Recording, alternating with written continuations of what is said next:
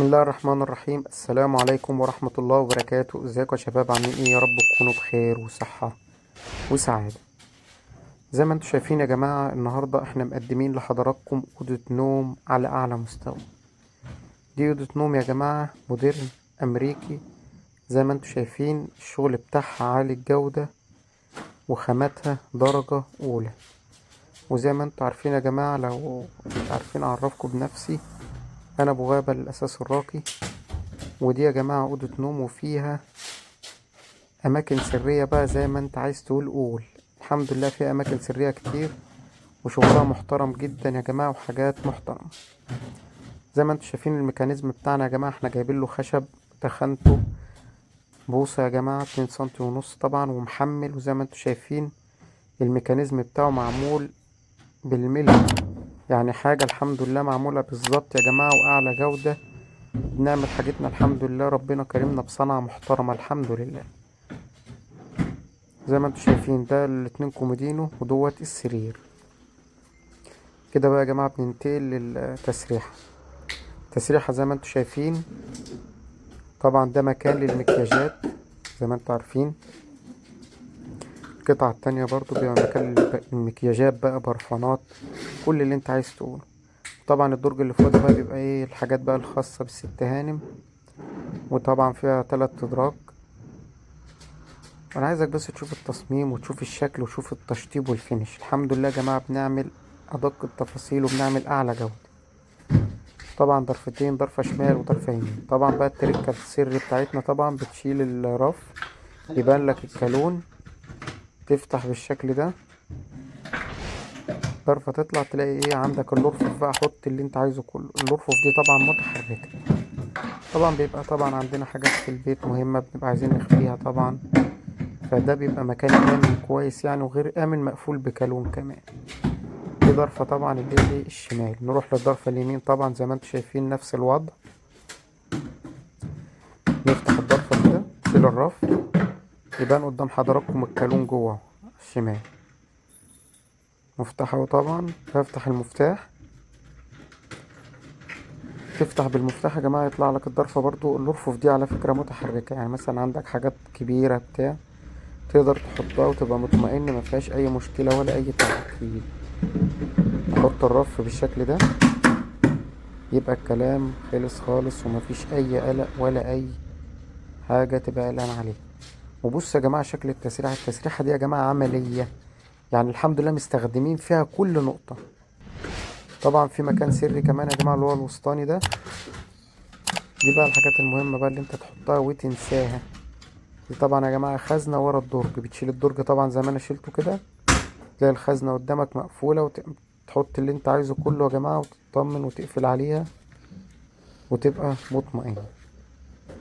وقبل برضو الأماكن السرية يا جماعة، بص الشكل الجمالي، بص الفينش بتاع الشغل. شايف المرايات طبعا أعلى جودة يا جماعة في المرايات. نبتدي ننتقل للدولاب بقى. الدولاب زي ما انتوا شايفين 3 ظرف يا جماعة. الدهان بتاعه طبعا ذهبي في زيتي في اوف وايت.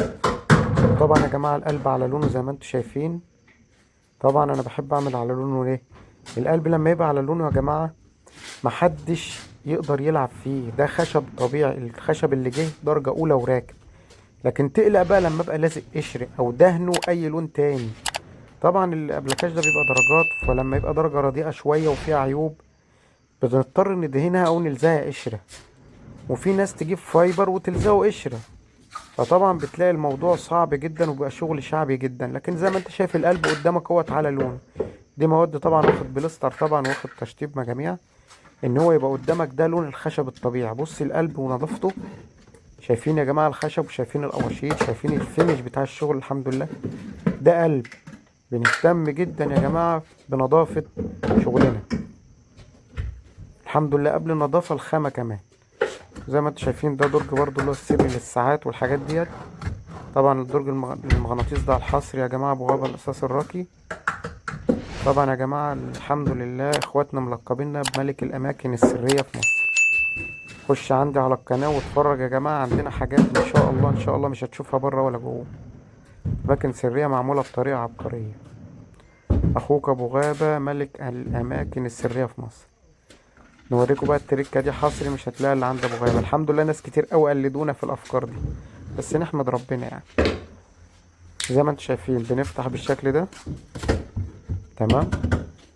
طبعا دي ضرفة سرية. الشاسيه طبعا اللي انا رفعته ده بيبقى متقفل تحته الضرفة السرية. بفتح قدامكم الضرفة اهوت، بحيث ان الضرفة ديت لازم نعوج المفتاح سنة كده، وتروح جاي ايه فاتح بنفس التركة دي كده، بنفس الشكل ده كده اهو. فتحت معايا تفتح. طبعا انت فتحت دلوقتي عندك الصندوق اهو. ده صندوق يا جماعة، حط رص دنيتك فيه، محدش بيتوقعه خالص. تشيل الصندوق، شوف بقى التركة وشوف الفكر، الحمد لله يعني. تشيل الصندوق يا باشا، تفتح شمال تلاقي درج طالع لك. بص الجزء التاني، الجزء الوراني مش راضي يطلع. تفتح هنا تلاقي الجزئين، الجزء اللي ورا ده قدامكم ده بيختفي، له تركه برضو احنا بنخفيها. ودي برضو الجزء برضو اللي هو التخانه دي كلها اللي هي في المجرى ماشيه فوقها ديت، اللي هي بتفتح دي العمق كده كله. دي برضو مكان سري يعني. القطعه من دول بس لوحدها فيها 4 اماكن سريه. ادي ودي برضو قطعه تانية اللي هي الجزء الخلفي ورا برضو بتبقى مكان سري يعني. بص حتى لو الحرامي فكر مش هيقدر يوصل، لان الحمد لله احنا مدوخينه جامد قوي قوي يعني. الحمد لله بنعمل الحاجات دي بقى. طبعا الحاجات المهمة اللي انت مش هتعوزها او تبص عليها كل فين وفين على ما بتعوز تطلعها. الحاجات المهمة بقى اللي انت عايز تنساها بعيد عن ايدك. طبعا الشاسيه اتقفل قدام حضراتكم، هو بيتربط ويتأمن. انسى يا جماعة ان حد يقدر يوصل له. وزي ما قلت لكم في حاجات اماكن سرية برضو، حاجات معقدة ان انت اصلا ما تعرفش تفتحها. احنا محتفظين بيها طبعا للزبون، ان هو يبقى اللي عنده علم بيها، هو اللي يقدر يتصرف ويقدر يوصل لها. تمام. وزي ما انتم شايفين يا جماعة، ده طبعا ما نسيناش الست هانم طبعا والباشا وهو بيلبس بقى ويتشيك طبعا، يشوف نفسه في المراية، يشوف هدومه ويشوف لبسه. طبعا بتجيب كل حاجة وانت لابس، بتجيبك من اول رجليك لغاية دماغك، بتجيبك بالكامل. وزي ما انتم شايفين يا جماعة، التشطيب والفينش اهم كمان من الشغل. الحمد لله الشغل بيتكلم. وبكده يا جماعة يكون الفيديو بتاعنا خلص. هسيبكم بقى مع ايه، مع شوية صور عندنا اخواتنا وحبايبنا مع بعض. وكان معاكم اخوكم مدحت من قناة ابو غابة الاساس الراقي. ما تنسوناش بالدعم يا جماعة، الاشتراك في القناة وتفعيل الجرس. وان شاء الله نتقابل على خير. اتفرجوا على فيديوهاتنا هتتبسطوا جدا جدا جدا. الف سلام اخواتي وحبايبي. سلام.